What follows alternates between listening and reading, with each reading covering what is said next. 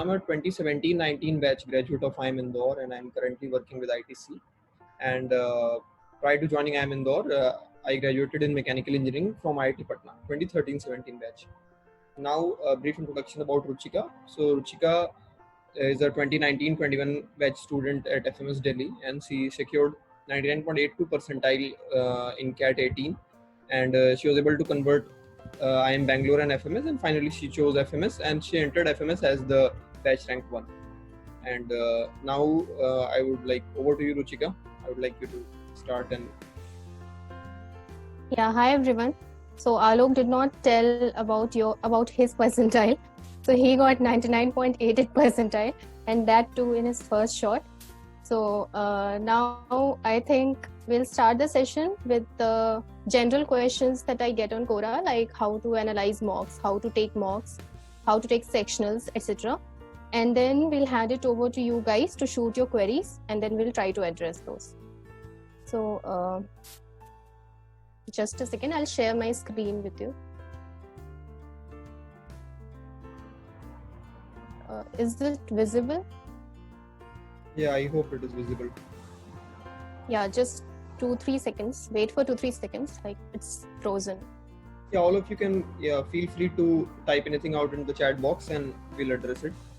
Like if you face any difficulties in the audio, video, any lag or anything, any issues. Yeah, if there is any issue related to video, then I'll switch off my video. Please let us know in the chat box. Yeah, it is visible, I believe. I've got a message. Yeah, just 2-3 seconds. I'm not able to move the cursor.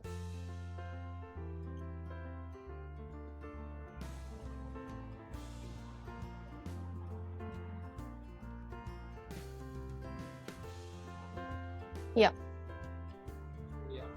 So first I'll try to address the query that how to take mocks. So first and foremost thing is, whenever you have started taking mocks, so make sure that you are getting a constant score. By constant score, I mean like your score should fall within a range.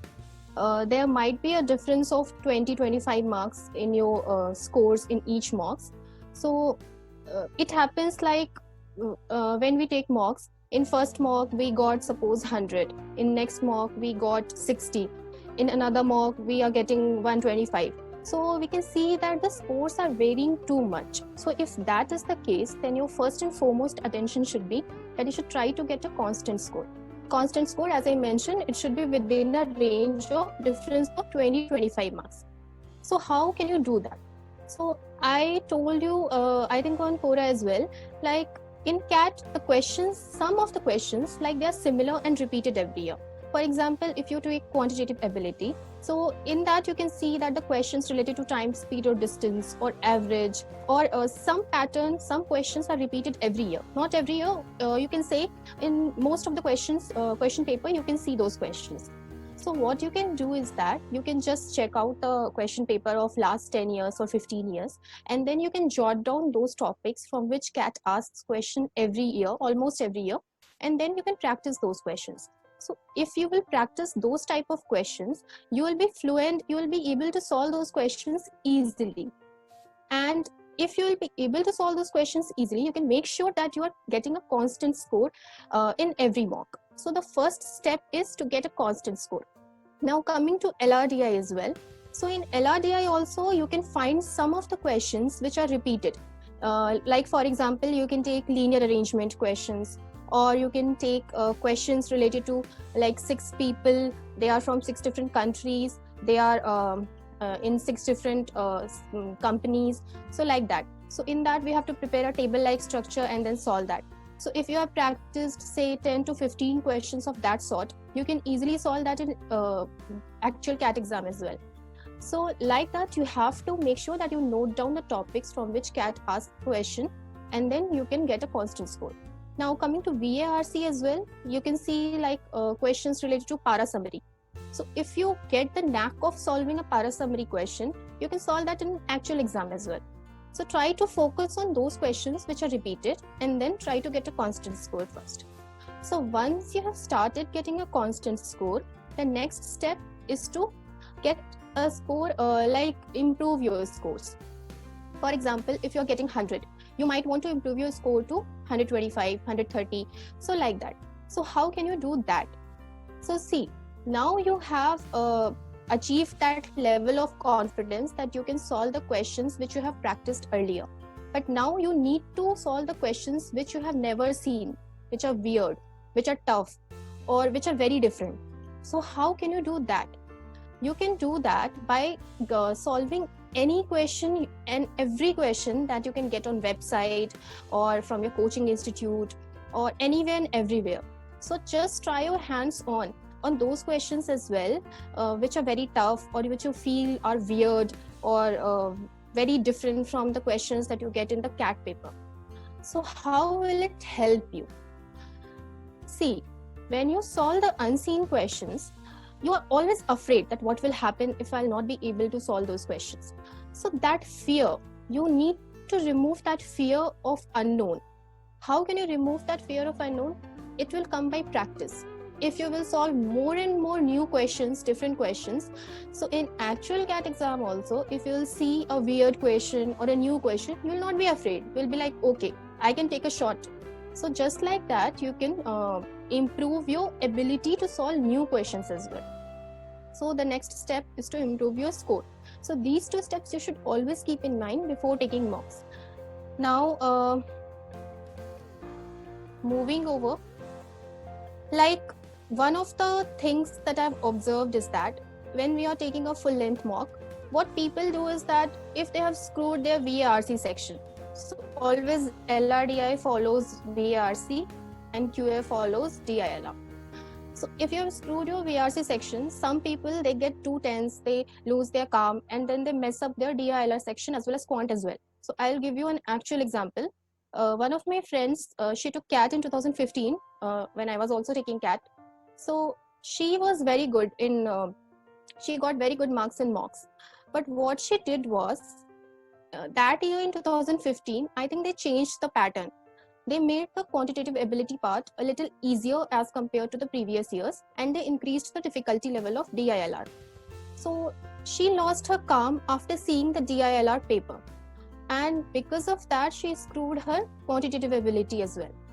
But what happens here is that if a part or a section is difficult for you or new for you, it will be difficult for other candidates as well. So keep that in mind. You have to score relatively better here. You don't have to score absolute, like you'll not be judged how much score you are getting. You'll be judged on the basis of performance of other candidates. So keep that in mind and do not lose your calm even if you have screwed one section. Okay, so because it might be the case, like even if you have solved some 10 to 12 questions in DILR, you might get a very good percentile like 97, 98. So do not lose that chance and screw up your quantitative ability because of that.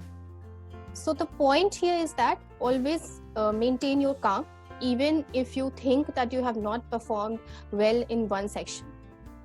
Now, I'll talk about sectional mocks here. That those things are for full length mocks. Now I'll talk about the sectional mocks here. So I think Alok can take the sectional mocks part.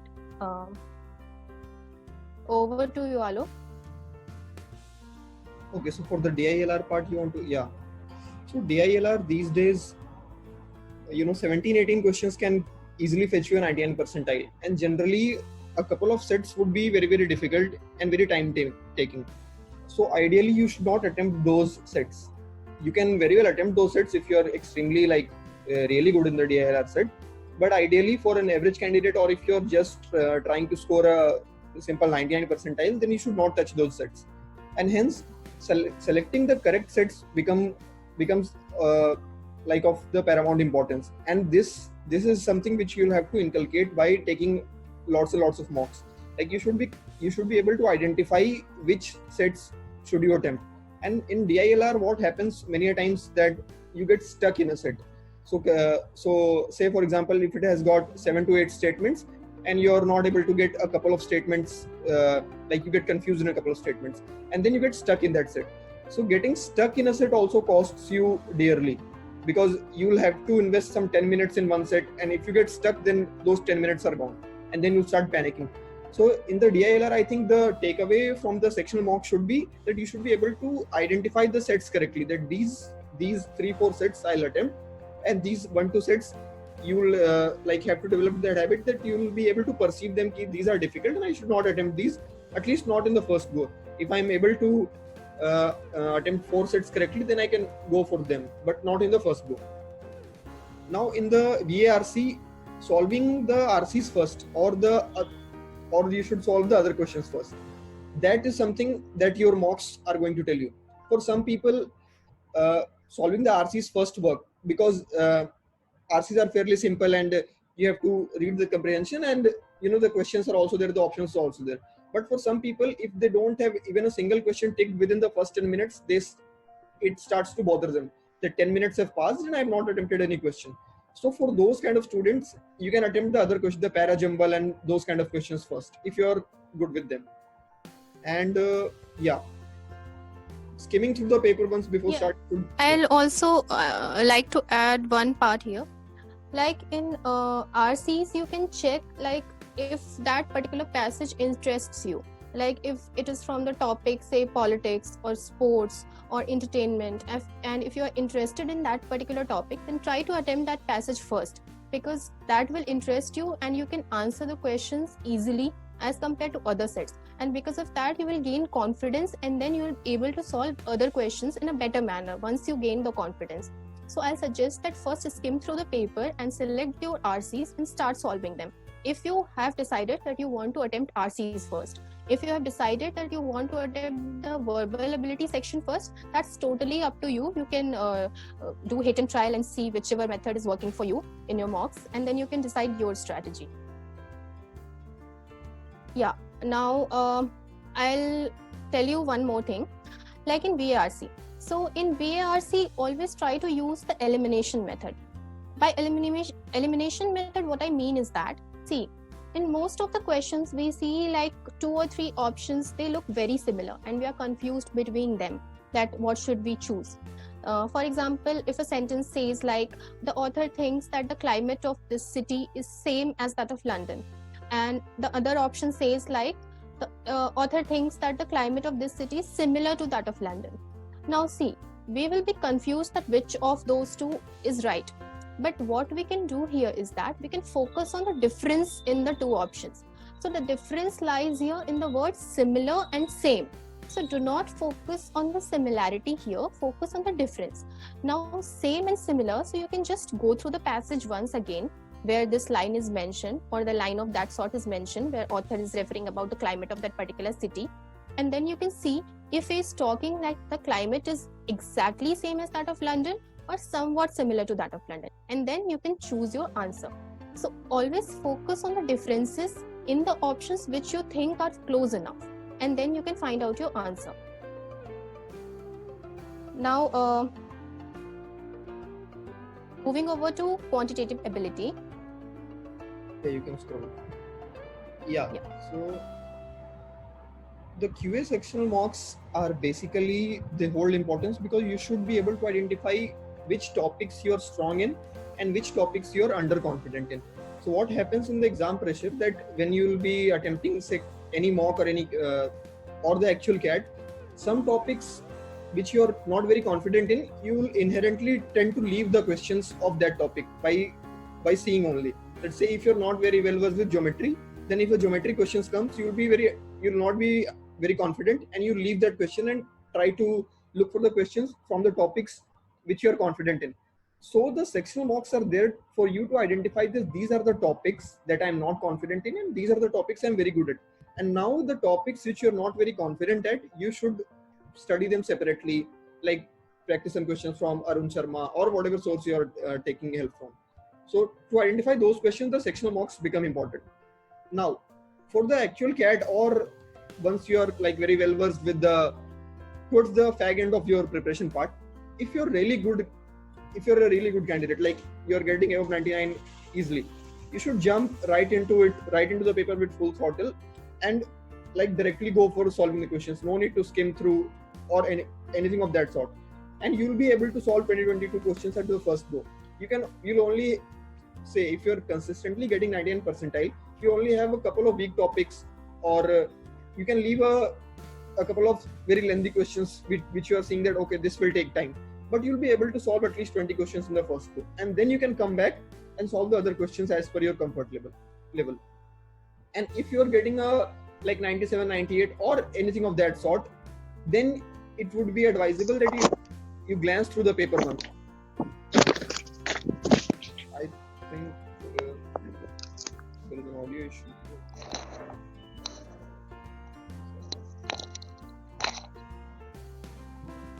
I think someone is unmuted. Yeah, I would request you to mute your audio.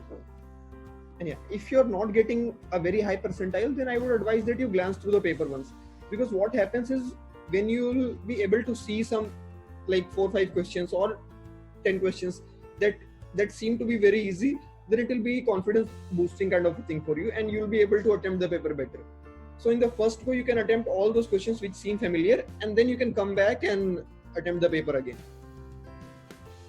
So why he's saying that if you are a 99 percentile candidate, jump right into it, is that if you will skim through the paper, it might waste your time. Since you are already getting very nice percentile, you need not skim through the paper and waste 5 or 10 minutes of your time. You just need to jump right into it, and then if you start solving, you will easily get at least 20 to 22 questions in your first go. So that is why we have separated the candidates into 2 parts. So that was about a rough idea about sectionals. Now moving on to the rough sheets. Yeah. So see, what we do is that whenever we are solving, what generally I used to do, my rough sheets were very cluttered. And because of that, it really costed me. Because especially in DILR, if you are solving a particular question and then you are stuck in between, you might want to leave it there, and then you might want to attempt another question and come back to that question later on. So if you want to come back to that question later on, your rough sheet should be clear enough so that you can come back there and you can start solving from the point where you left it. So for that, your rough sheet should be clean. It should not be cluttered. If that will be cluttered, you will have to start all over again. So for that, it is advisable that try to practice in the sheets just like they are giving in the actual CAT examination. So one of my friends used to do that, like he used to prepare for him. If you have attempted CAT,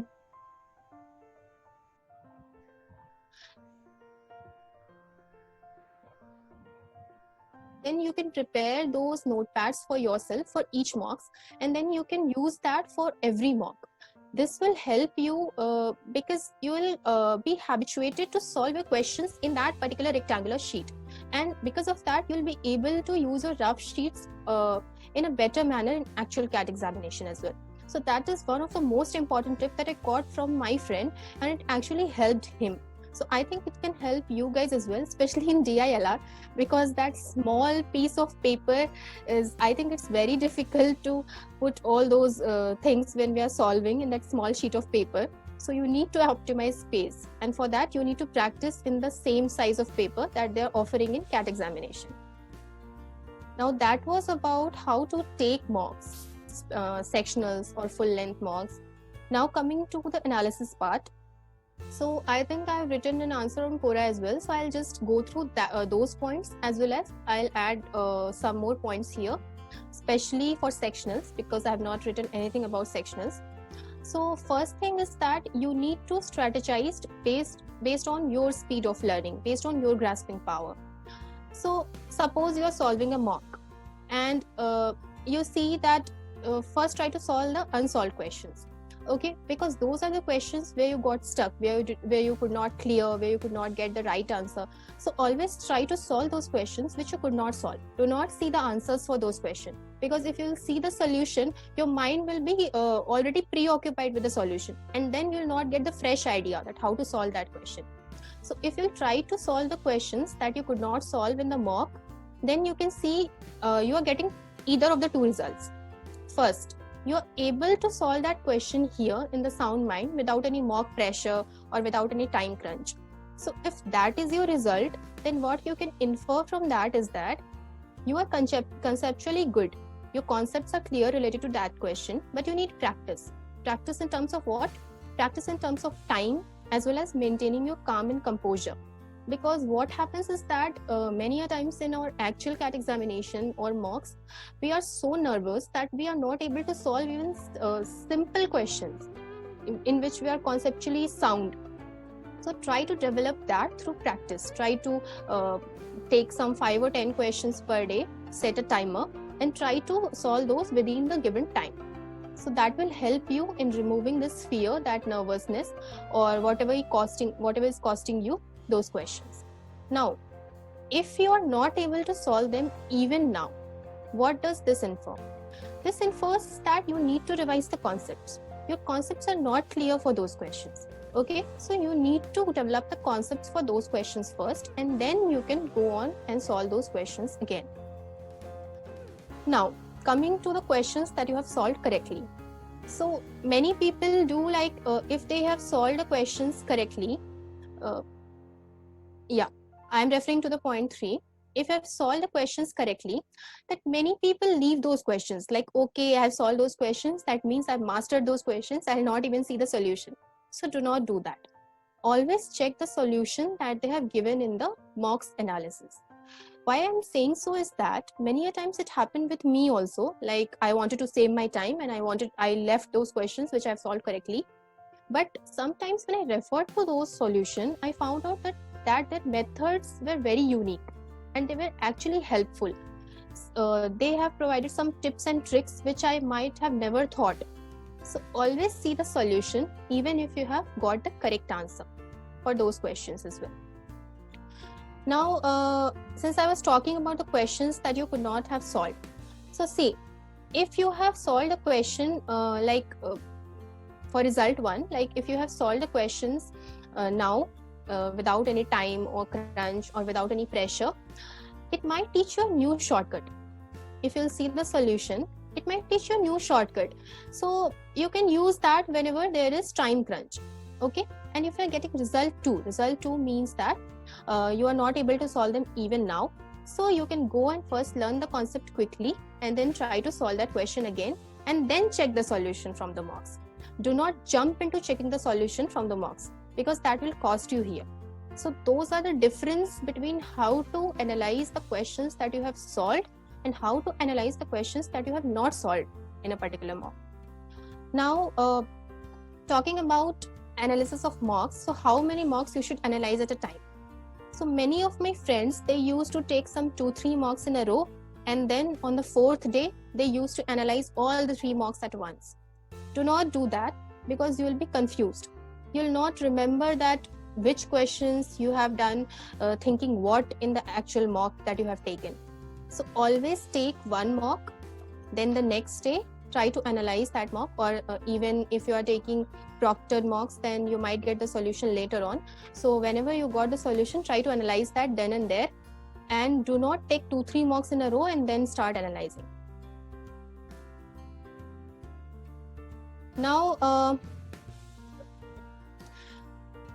always like keep a gap of 3 or 4 days between 2 mocks.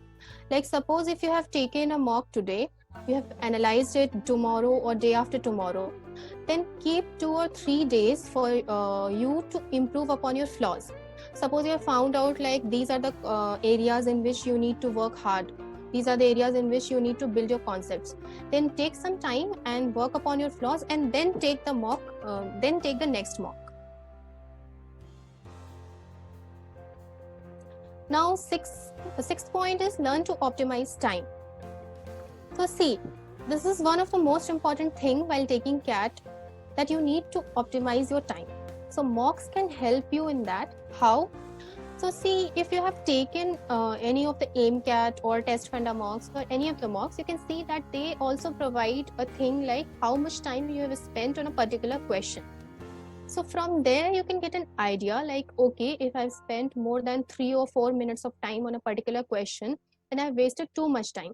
So how you can get that idea? You can compare your time spent with the time spent by a student who got the correct answer, or say top 10 students. And then you can benchmark yourself like, okay, I'm wasting too much time on these types of questions. I need to work upon some shortcuts, or I need to work upon my time.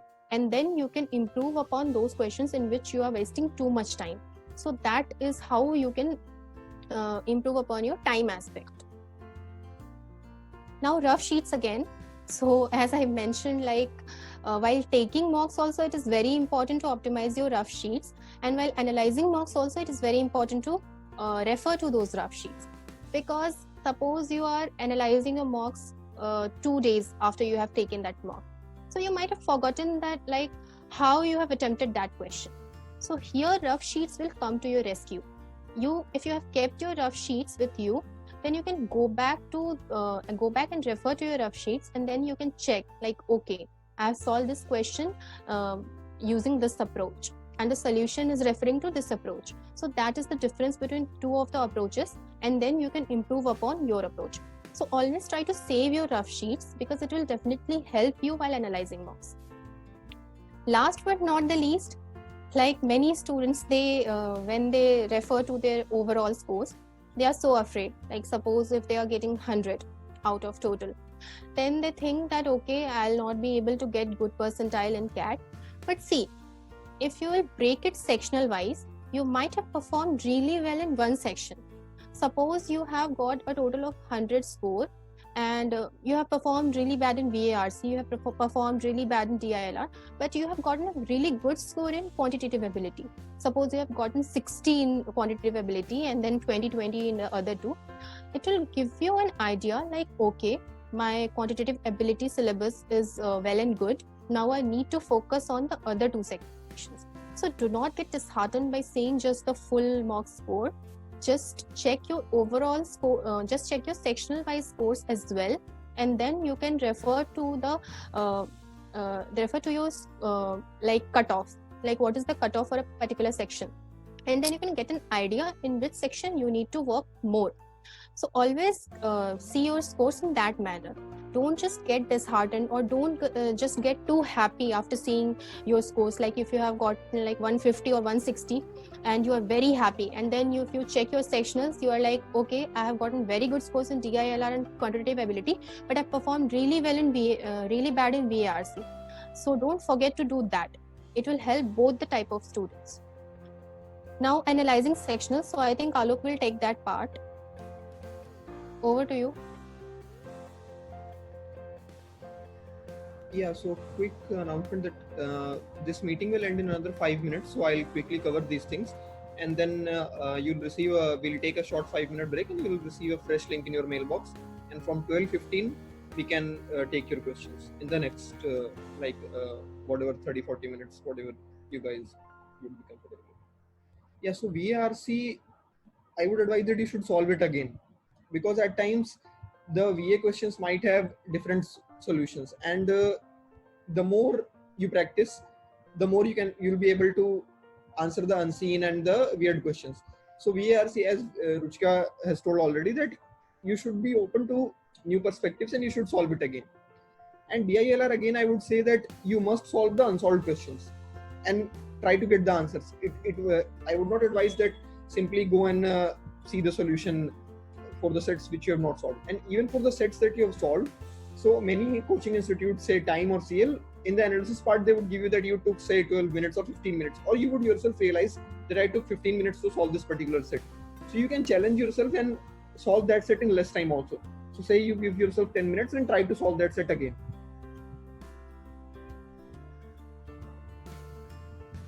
Add one thing in DILR as well, like try to solve the full set, because out of curiosity what we do is when we are analyzing mocks, we just jump into the solution and try to see that how they have solved the DILR. And also accuracy here matters a lot.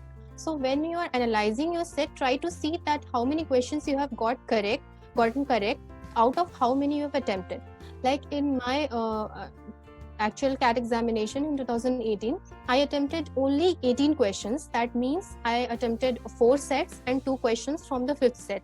So I got 17 correct and only 1 was incorrect. So that was plus point for me. I did not attempt too many sets, like 5 or 6 sets, and got all correct. So what you can do is you can work on your accuracy part. Even if you are not able to attempt too many sets, you can just work on your accuracy part. So that will help you here a lot. See, one more thing I like to add here is that there are some questions, especially in Venn diagram sets, in which you need not solve the complete set. You can just look at the questions and then you can get the answer. So I took advantage of those questions in my examination in 2018. There were 2 questions which I could solve easily without even solving the full set. So there were 5 minutes of time left, and I just saw those questions and I solved those questions within 5 minutes. And it did not take me to solve full sets to solve those questions. So you can, if you have some, say 5 or 8 minutes of time left in DILR, we are confused that what to do now, because you cannot solve a set within 5 or 8 minutes if you are not extraordinary student. So what you can do is that you can skim through the sets which are left, and then you can see the questions which can be solved without solving the proper set. So you can do that always and try to optimize your time. Now Alok, please continue with the part. Is the sets of the LRDI are intertwined, so you won't get like simple LR sets differently and DI sets differently. So it is advisable that you practice those kind of sets only. So practicing for similar, like separate LR or separate DI sets would be useful only if you're finding the mixed sets very, very difficult.